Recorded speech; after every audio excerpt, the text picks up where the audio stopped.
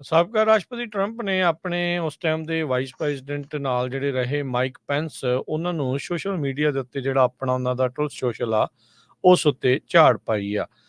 ਜਿਹੜੇ vice president Pence ਆ, ਉਹਨਾਂ ਨੇ ਟਰੰਪ ਹੁਣਾਂ ਨੂੰ ਕਿਹਾ ਸੀਗਾ ਵੀ ਟਰੰਪ ਹੁਣਾਂ ਦਾ ਜਿਹੜਾ ਅਬੋਰਸ਼ਨ ਬੈਨ, ਜਿਹੜਾ ਫੈਡਰਲ ਲੈਵਲ ਦੇ ਉੱਤੇ ਅਬੋਰਸ਼ਨ ਬੈਨ ਨੂੰ ਇਹ ਚੰਗੀ ਤਰ੍ਹਾਂ ਸਪੋਰਟ ਨਹੀਂ ਕਰ ਰਹੇ, ਤੇ ਕਹਿੰਦੇ ਵੀ ਇਹ ਪ੍ਰੋ ਲਾਈਫ ਵੋਟਰਸ ਦੇ ਲਈ ਇੱਕ ਹਿਸਾਬ ਦੇ ਨਾਲ ਮੂੰਹ ਤੇ ਚਪੇੜ ਆ।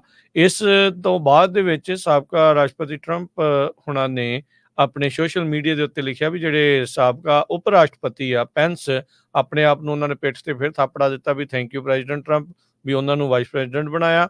ਵੀ ਕਹਿੰਦੇ ਵੀ ਕਾਫੀ ਅਬੋਰਸ਼ਨ ਦੇ ਬਾਰੇ ਲੇਟਲੀ ਬੋਲ ਰਹੇ ਆ, ਪਰ ਇਹ ਉਹੀ ਨੇ ਜਿਹੜੇ ਸੋਚਦੇ ਸੀਗੇ ਵੀ ਰੋ ਵਰਸਿਸ ਵੇਡ ਨੂੰ ਕਿਲ ਨਹੀਂ ਕੀਤਾ ਜਾ ਸਕਦਾ, ਜੋ ਕਿ ਸੁਪਰੀਮ ਕੋਰਟ ਦੇ ਵਿੱਚ ਪਿਛਲੇ ਮਹੀਨਿਆਂ ਦੇ ਵਿੱਚ ਹੋਇਆ ਆ।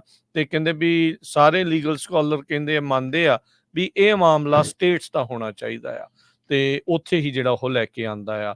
ਸੋ ਫਾਰਮਰ ਪ੍ਰੈਜ਼ੀਡੈਂਟ ਹੁਣਾਂ ਨੇ ਕਿਹਾ ਆ ਵੀ ਇਹ ਆਪਾਂ ਨੋ ਅਬੋਰਸ਼ਨ ਤੋਂ ਜਿਹੜਾ ਉਹ ਸ਼ੁਰੂ ਕੀਤਾ ਸੀ, ਫਿਰ ਹੌਲੀ ਹੌਲੀ 6 ਵੀਕ ਤੱਕ ਤੇ 15 ਵੀਕ ਤੱਕ ਜਿਹੜਾ ਉਸ ਨੂੰ ਅਲਾਓ ਕੀਤਾ ਗਿਆ ਆ। ਕਮੈਂਟ ਜਿਹੜਾ ਵੇਰੀਅਸ ਜਿਹੜੇ ਆ ਰਹੇ ਆ, ਬਹੁਤ ਸਾਰੇ ਜਿਹੜੇ ਪ੍ਰੋ ਲਾਈਫ ਬਿਲਸ ਆ, ਉਸ ਨੂੰ ਲੈ ਕੇ ਜਿਹੜਾ ਉਹ ਕੀਤਾ ਜਾ ਰਿਹਾ ਹੈਗਾ ਆ। ਸੋ ਆਪਸ ਦੇ ਵਿੱਚ ਇਹਨਾਂ ਦੀ ਖੜਕੀ ਸੀਗੀ ਉਦੋਂ ਤੋਂ ਹੀ, ਜਦੋਂ 6 ਜਨਵਰੀ ਦਾ ਮਾਮਲਾ ਬਣਿਆ ਸੀਗਾ।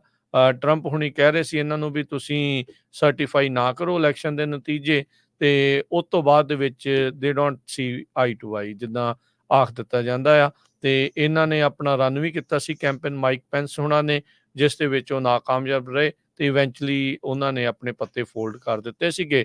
ਤੇ ਹੁਣ ਰੀਸੈਂਟਲੀ ਆਏ ਬਿਆਨ ਦੇ ਉੱਤੇ ਟਰੰਪ ਹੁਣਾਂ ਦਾ ਇੱਕ ਤੱਤਾ ਜਿਹਾ ਬਿਆਨ ਉਹਨਾਂ ਉੱਤੇ ਦੁਬਾਰਾ ਆਇਆ ਹੈ।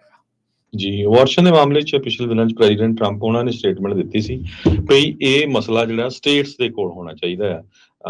ਵੀ ਕੋਈ ਸਟੇਟ ਅਲਾਓ ਕਰਨਾ ਚਾਹੁੰਦਾ ਆ ਕਰ ਸਕਦਾ, ਨਹੀਂ ਤਾਂ ਨਹੀਂ। ਸੋ ਇਸ ਇਸ਼ੂ ਦੇ ਉੱਤੇ, ਕਿਉਂਕਿ ਜਿਹੜੇ ਵਾਈਸ ਪ੍ਰੈਜ਼ੀਡੈਂਟ ਮਾਈਕ ਪੈਂਸ ਆ, ਉਹ ਆਪਣੇ ਫੈਡਰਲ ਲੈਵਲ ਤੇ ਉਹ ਅਬੋਰਸ਼ਨ ਦੇ ਬੈਨ ਦੇ ਹੱਕ ਦੇ ਵਿੱਚ ਸੀਗੇ। ਹੱਕ 'ਚ ਆ, ਤੇ ਕਿਉਂਕਿ ਉਹ ਪ੍ਰੀਸਟ ਵੀ ਰਹੇ ਹੈਗੇ ਆ ਕਾਫੀ 5 ਸਾਲ, ਤੇ ਉਹ ਕਾਫੀ ਹਾਰਡ ਕੋਰ ਰਿਪਬਲਿਕਨ ਕੰਜ਼ਰਵੇਟਿਵ ਹੈ ਇਸ ਮਾਮਲੇ 'ਚ।